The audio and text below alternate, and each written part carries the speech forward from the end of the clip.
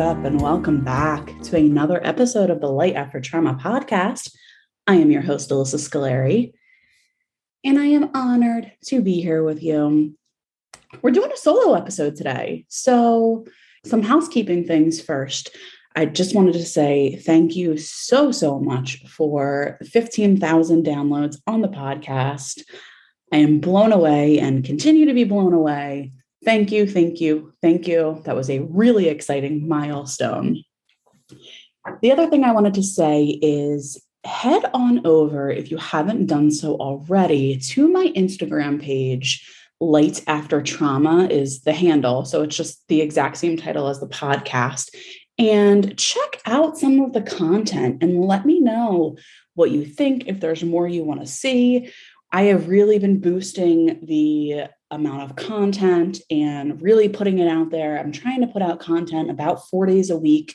And I'm also going to be doing an Instagram live this Thursday, October 7th at 8 p.m. Eastern time. So that's Eastern Standard Time. I would love it if you could make it, even if you can pop in for only 30 seconds to just say hi. I would love to meet you. This is my first official Instagram live. So I'm really excited for it.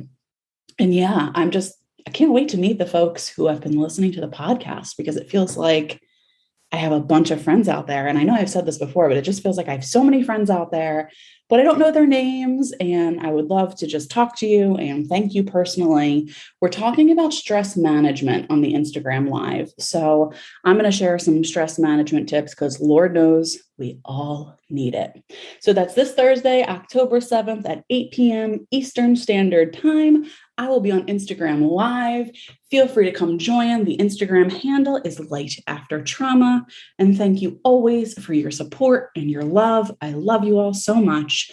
And also, if you haven't done so already, please leave a rating or review for the podcast.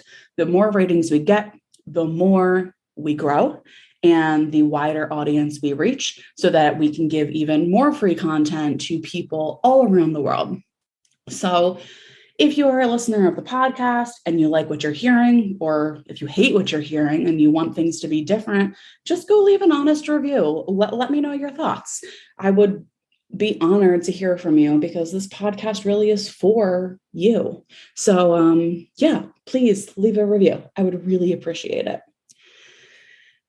Okay, so I cannot take credit for the inspiration for the topic of today's episode. This topic came from a podcast listener. So thank you. I will not name their name because they did not give me permission to do so. So you know who you are. I told you I was going to be doing an episode about this topic this week. Thank you so much for reaching out and sending me an email. It was great to connect with you. So today we are talking about feeling like you don't deserve to heal, and feeling like you don't deserve nice things or compliments or healthy relationships, or really any kind of genuine relationship. Feeling like you just deserve loneliness and heartbreak, because that is the narrative that you grew up believing, because that is what you had experienced for most of your life. I love this topic because it really resonates with me. You know, when I first started my recovery journey and I was in therapy, my therapist, who was truly she's not the greatest at all, and she did a lot of harmful things, and this was one of them. When I started this process and started uncovering a lot of repressed memories, I was in a spiral. I was going out of my mind. They were definitely some of the worst years of my life. And dare I say, at many points, I often remember saying to my therapist or my husband, you know, this process is actually harder than experiencing the trauma itself. And you know, that's not a fact. That's just my lived experience, is that having to work through it and having all those memories come to the surface so much harder than the trauma itself. Again, that's just my experience. So when all of this started happening and I started having all these memories flood back, my therapist was really good at showering me with compliments, which, I think that there's a debate on whether or not therapists should be constantly complimenting their patients. I think it depends on the type of compliment. It depends on the goal of the compliment. But my therapist wasn't very good at holding space for me being in that spot. She very much wanted me to be healed and happy, and she wanted me to immediately see how wonderful I was and be done. And I wasn't there. It was going to take me a long time to get there. But, in that process, all of her compliments, and when I say compliments, I mean things like, look at how well you're doing. Look at how you're still functioning in life, even though you've been through so much. Let's see, what else did she say? Oh, she was full of them. Look at what a wonderful family you have. Look at the husband that you have. She used to talk about my husband like, he's such a wonderful guy. And, you did all of these things. You have this amazing, wonderful life now. And what I noticed was happening for me is the more she talked about how amazing my life is, right? She would kind of say, yes, this trauma happened. These terrible things happened, but your life is so amazing now. And the more she would say that to me, the worse I would get when it came to self-harm, any kind of like self-deprecating, the self-deprecation increased, really all the self-destructive behaviors skyrocketed. And I noticed this pattern early on, but I didn't quite understand it enough. So I wasn't really able to talk to my therapist about it at the time because I didn't understand what was going on. But it wasn't just my therapist, right? It was anybody in my life. If somebody would say, particularly the words, "I'm proud of you," were really hard for me to hear. And if somebody would say that, I would spiral. I can recall a time where had a supervisor, I should say. My supervisor has now blossomed into a wonderful friend and mentor, Rebecca Christensen. She's been on the podcast before. She's amazing. I mean, she's just, she's an angel on earth is really what I can say about Rebecca. But, when I first started meeting with Rebecca, and she helped me ultimately open up my private practice. And she would often say, "I am so proud of you for doing this. I am so proud of you for doing that." And don't get me wrong, she didn't mean anything by it. She had no idea, that I was like panicking when I would hear those words. And neither did anybody else. So this is not a blame game. My therapist definitely knew. So I do place the appropriate amount of blame on her, but for everybody else, this is not a blame game. So she would say all the time, "Rebecca, I'm really proud of you. Look at all you're doing. You're amazing. You're going to do great things in life." And I would, she might like say that in a text message, and I would not be able to look at it. If I were to open up my phone and I could see like the first, I don't know, whatever, 3 to 5 words of the text. And if I could tell that it was a compliment, I would have to shut my phone off and put it down, and I couldn't look at it. And then I would start to panic, and then I would call for David, and then I would usually end up crying or having a panic attack. And then eventually I would read the kind message, and I would have another panic attack. And then I would talk to David about it incessantly. And I would be like, "Well, David, what does this mean? Do people actually think that I'm kind? Do people actually think I'm a good person? How can this be?" And then I would say, "Well, David, they just don't know the truth. They just don't know what I'm really like. They just don't know how evil I am, how insane I am," because I truly thought that I was, in every sense of the word, insane, that all of the memories that were coming back were false and that something just broke in my brain. So, I said to David all the time, these people who are showering me with compliments and telling me I'm a good therapist, they just don't know the real me. And if they really knew what I was like, they would hate me as much as I hate me. How sad is that? I take a moment to pause and reflect on that, because I was fighting for my life and I couldn't even tell how amazing I was doing. It wasn't until, let me think. Yeah, it wasn't really until the last year or so, and I attribute so much of my healing to this podcast. Hasn't really been until the last year that I have been able to sit with compliments. So I'm sure that I'm not alone in this, and I know I'm not, because the podcast listener that I was referring to earlier emailed me and told me that this is one of the most difficult things for them. And I could not agree more in the beginning, when I was first understanding everything I had been through and trying to make sense of it all. I couldn't hear that I was a great person. I couldn't hear how strong I was, because I didn't even know if what I was remembering really happened, or if what I was remembering was just some figment of my imagination.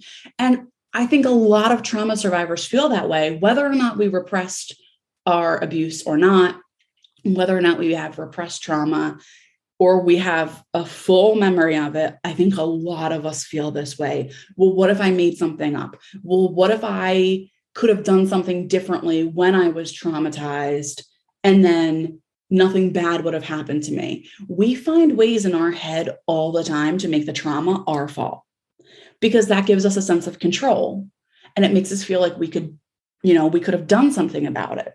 So I just couldn't handle it. And I know that I would resort to binge eating really before I was able to recover from my eating disorder.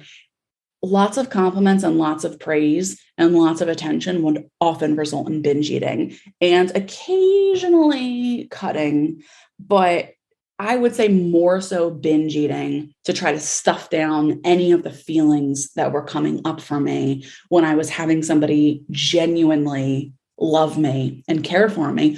I couldn't tolerate it.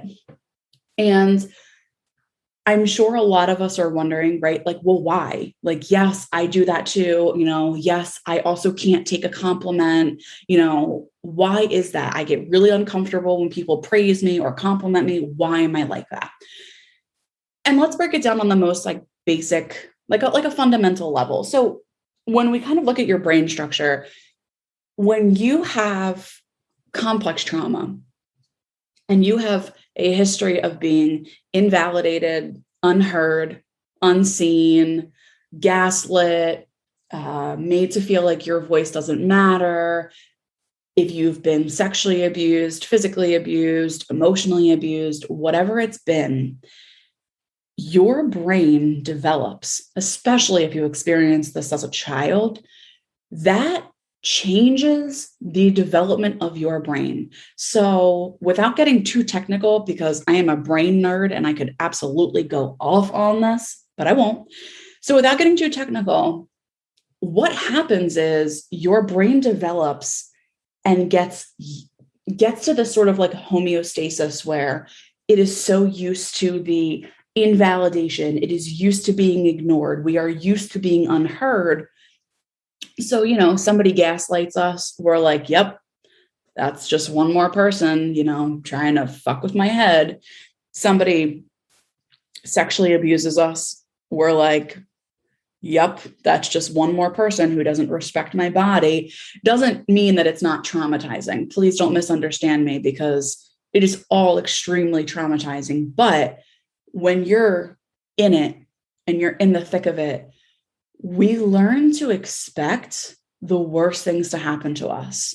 Well, yeah, of course my mom said that to me, or of course my dad said that to me. That's what he said his whole life. Like, that's just dad. That's just what he does. So we sort of develop this pattern of accepting the abuse and accepting things that people say that hurt us. I mean, shit, if I could go back now and talk back to all of the people who have ever said horrible things. Whew.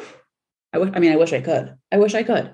And sometimes I have, right? Sometimes I have, but I know for so many of us, we can't. And back then, I know for me, I was just like, yep, this is one more person who has let me down or disappointed me, or one more person who has crossed a boundary. But I don't feel comfortable speaking up, or I'm not going to say anything because you know what? That's what people do. People don't respect my boundaries. So I'm used to it. So then you have somebody come along, and a lot of times it's your therapist, because we talk about this stuff in therapy all the time. It's a little bit easier to brush off like compliments from friends, because we're just like, yeah, like you're my friend. Like, I know you like me, whatever. I kind of take it for granted type of thing. But when we finally go to therapy and we are getting treatment and our therapist is genuinely proud of us, or we can tell that, whatever was said, whatever that therapist said, gave us this message that they genuinely care, that they genuinely want us to get better, that they genuinely see the good in us. Our brains initially are kind of like, we're not used to this. What is this? Somebody respecting my boundaries? Oh no, I can't handle it. And then what happens, right? We panic. Oftentimes we feel guilty. Oftentimes we get extremely uncomfortable. We feel shame, and we just kind of want that moment to be over, and we want to brush it under the rug because we're really uncomfortable. Sometimes it gets even worse, where that comment kind of sits in our brain, and then we feel like we have to self-destruct because it's like, nah, like my therapist said that to me, and that can't be true. That can't be true. My therapist just doesn't really understand what a monster I am. So I'm going to show them what a monster I am. So, and a lot of this is subconscious. I want to point that out, right? I don't think any of this for most people is like a conscious stream of thought that we sit in. It's like, well, how can I show my therapist what a monster I am? I do think a lot of this is subconscious. And for me, it certainly was subconscious. So our brains simply can't tolerate it because it is so new. And the brain on trauma is very hypervigilant. It is extra wired for protection. So when we are receiving information that is brand new to us, we automatically label it as a threat, even though it's a compliment, right? Even though it's something like, hey, Alyssa, I just really love the way that you are so resilient and you keep going and you keep getting up, and you're able to also, work through your own shit and be there for other people. I think that's amazing. You're doing great things in this world. Oh, I'm cringing, right? I'm cringing as I say it because it is so hard. And my brain is like, no, that can't be right. That can't be right. We're not used to receiving this kind of information. So even though it's good stuff, my brain is hearing that and going, ugh, no. This must be a threat. This must be a threat. And then what happens when your body perceives a threat, right? You go into fight, flight, freeze, or fawn. And we panic, or we self-destruct, or we shut down, or we kind of just laugh because we don't know what else to do, or we kind of mimic the facial expressions of the person next to us because that's what's supposed to keep us the safest. So that is, breaking it down on a fundamental level, that is why this happens. So the good news is, right, this changes. It has certainly changed for me. I mean, I had somebody text me, I want to say, what's today? It's Sunday, October 3rd when I'm recording. So I had somebody text me on Friday, October 1st. And this person was somebody that I used to work with a few years back, and she follows me on social media, and she texted me only to say, I am so proud of you, and I hope that one day I can be half the clinician that you are. And man, that was amazing to hear. But I have to say that if this were 2 years ago, I would have not been able to tolerate it. I would have started sobbing, and I would have showed David, and I would have had a panic attack, and I would have said, she doesn't know the real me. She does not know the real me. But today I open up my phone and I see that, and I go, man, this is awesome. Like, this is somebody who did not have to do that. With as busy as everybody is, people don't have time for compliments. People usually just make time for the complaints. People are so much more likely to complain than compliment someone. So for her to find the time out of her busy day to pick up her phone and compliment me when it's not going to affect her, right? This was a completely selfless act. As small as it might seem, it actually feels really big to me. And I just smiled, and I teared up a little bit, but I teared up because I'm just so grateful and very humbled by the love that I've received, but I can tolerate it now. And the reason I can tolerate it is because of this podcast. So it does get better. What you're doing by trying to sit with people saying kind things to you and trying to accept people saying kind things to you and trying to accept relationships where people respect your boundaries, you are rewiring your brain. Your brain is forming new neural pathways all the time through this process called myelination. And I believe I said that correctly. If I didn't, someone correct me. But I believe the process is called myelination, where your brain is forming these new neural pathways. And the more we allow ourselves to be around people who shower us with love and affection, unconditional love, I should say, and, kindness, the more our brain is rewiring itself so that now when it receives that information, when it gets that input, it goes, oh, we know what this is. This actually isn't a threat. This is good stuff. So we're going to file this away as a really good moment and not a moment to freak out and panic. So I really hope that makes sense.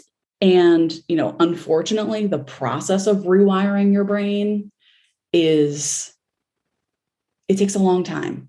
The great news is that it can be done. I am living proof that it can be done. The brain is, neuroplasticity, right? That means that the brain is constantly changing and evolving.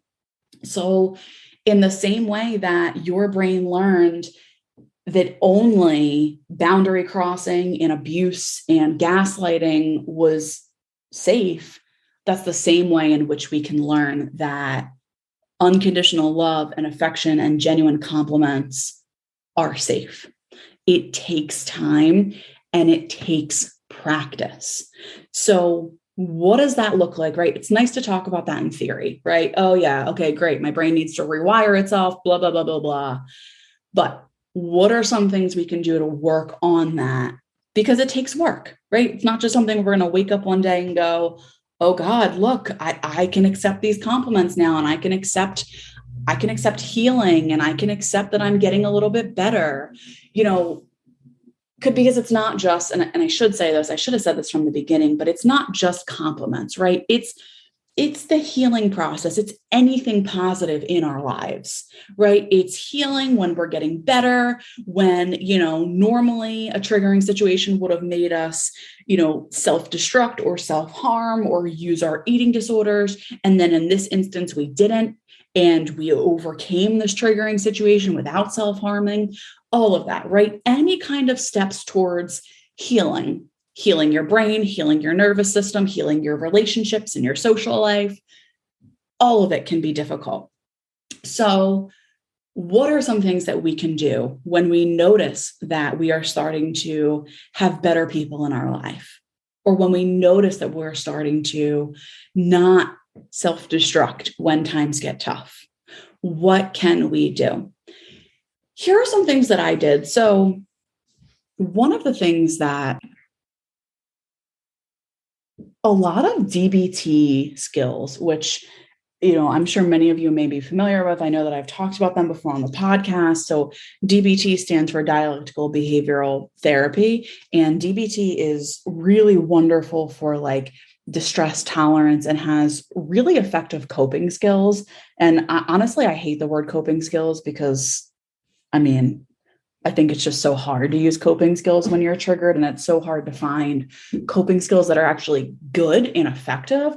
But I can say, I promise you, DBT skills are where it's at and go a really long way in helping to sit with this kind of stuff. So DBT skills are meant for they're not meant just for self-harm, but they definitely are used in self-harm. And that's really what this process is like, you're having a really great healing experience or a really great interaction with somebody, and your brain is perceiving that as a threat and therefore self-destructing. So for me, I find that what helps is sitting with it and trying to talk through what exactly is happening inside of my brain and why I'm perceiving this as such a threat. And sometimes I can't, right? Sometimes that like good interaction is way too much for me. And that's when I have to do other stuff, which is like, okay, I'm going to sit with this, but I'm also going to go take a bath, or I'm also going to go take a walk. Or sometimes what we need to do is distract. And that can be key. A lot of times that's what I need to do.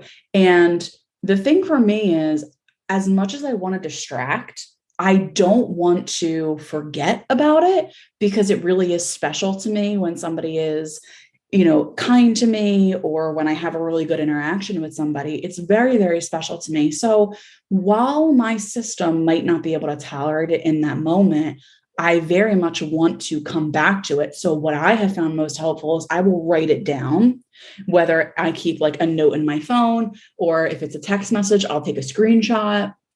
And then I will immediately distract with somebody else or with something else or somebody, right? I'll talk to my husband, or I'll be playing with the dogs, or I will, a really big fan of like Epsom salt baths, or we'll just like go to the gym, or we'll kind of like, go read emails if I'm in the middle of a work day. But writing it down really helps me to be able to like put it someplace and then kind of move on with my day. So it's like, okay, my system can't tolerate this right now. So I'm going to distract. I'm going to do something that's going to calm my nervous system, whatever that might be. Also another big one, making a hot cup of tea. Ugh, so soothing to me. So do things to soothe your nervous system if you can't tolerate it. And I know that that sounds kind of silly, right? Like, why should I have to try to calm my nervous system or use coping skills because I received a compliment? But again, it goes back to the way your brain is wired, which as a result of trauma, your brain is wired so that you're used to being shit on. But when somebody is actually respectful, your brain's like, uh-oh, what is this? Right? It really should be the opposite. In folks without a history of trauma, they're used to people respecting them. And then when somebody is disrespectful, then their nervous system gets dysregulated and their brain is like, ruh-roh, this is a threat. So sitting with those feelings, trying to work them through, going through DBT skills. I won't go through all of them. I think that a lot of sensory stuff is really helpful for me, whether it's cold water, whether it's, like I said, a hot cup of tea, whether it's a massage, an infrared sauna. I'm a very sensory oriented person. So you can Google DBT coping skills and you can find a list of skills. And again, I know that that might sound like a lot of work, but I am telling you, it is so, so worth it. And over time, as you continue to be able to incorporate this new information into your body and into your brain, this new information that tells you, oh, hey, maybe I'm not a horrible human being after all. Maybe I'm just a person who had terrible things happen to them.